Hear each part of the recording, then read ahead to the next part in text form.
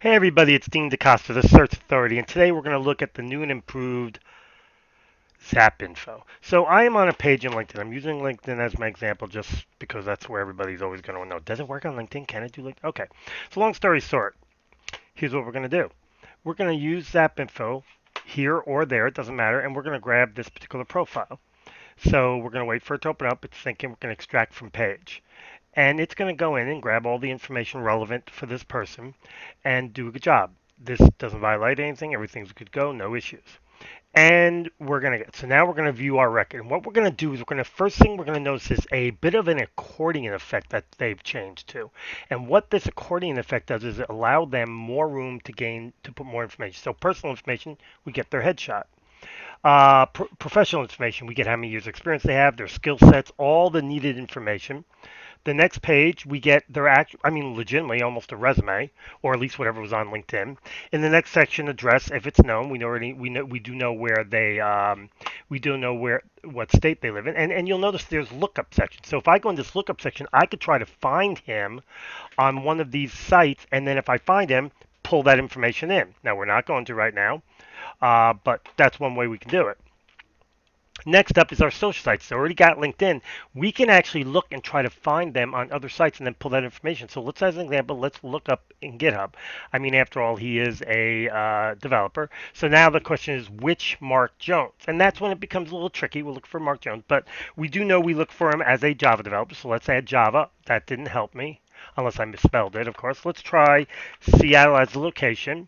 That didn't help me. So we are stuck with these Mark Joneses, and there's only 74 of them. So I mean, I could go in here and probably figure out which one is which. One of the things I can go back one of the things I can do is I can actually go back, closing this out, and look for other information I can add, like it's Mark Jones 1 here. We got a picture there. Try to look at the pictures and see if I can match them up.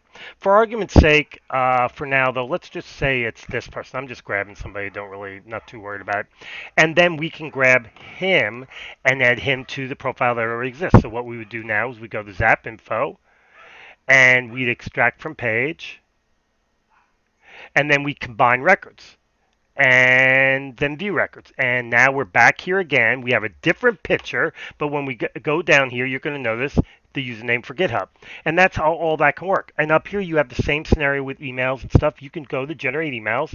This method is using the naming convention, common usernames relevant to your name for these Hotmail, Yahoo, Outlook, and Gmail. And then, of course, you could put in a different domain if you want.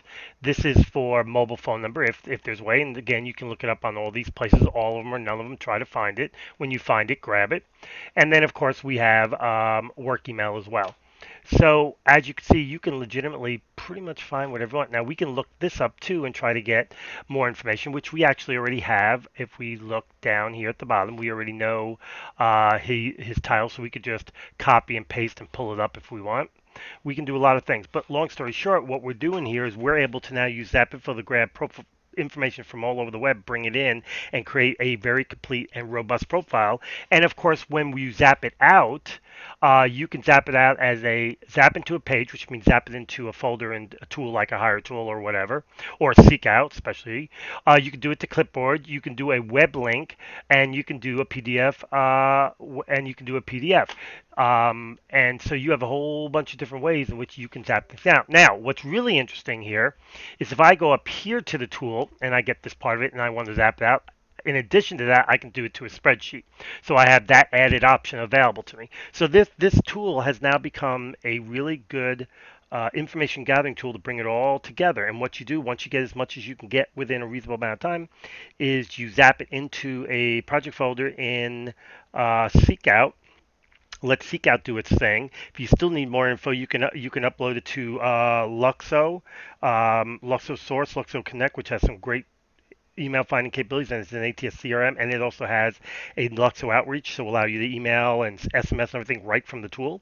Or you can upload it into Swordfish to enhance further. But long story short, you've got everything you need here.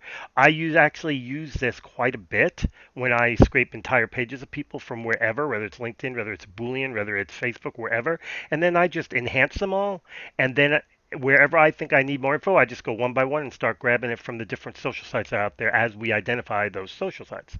So as you can see, it's very useful, very good, and it has grown quite a bit. And you still have all the normal functionality that you like from Zapinfo. You still have the capability to look at templates for contacting, and you still have the tools for finding Boolean, building a Boolean search for validating an email, and for pre-built searches already ready to go to help you find people. So you have all of that available to you, open. See, as you can see here, and Zapinfo just continues to get better and better, and it's very very reasonably priced, and it is. I always like to have two tools that fit certain categories. And within the sourcing lifestyle, you have your research, your sourcing, you have your scraping or downloading, and then you have your enhancing, and then you have your outreach. Zapinfo actually is a primarily a scraping tool to gather information, but can also enhance, so it can fit both categories. And it is my primary. My next one is Data Miner, and then after that, it's Instant Data Scraper because it's free. And then there's another scraping tool that I like too, but Zapinfo is it. I very rarely go anywhere else. Zapinfo can zap and scrape from anywhere, about anything, for anything, and is my number one go-to tool. With the idea that I think it's about 96% of the time, I don't have to go to any other scraping tool. It's set. Great tool, getting better all the time, and it does have agreements to work with tools like Seekout, where you can drop it right into a folder. So that's really cool. That's it. Long story short, the latest and greatest from the Zapinfo. My name is Dean DaCosta, the Search Authority. May the source be with you.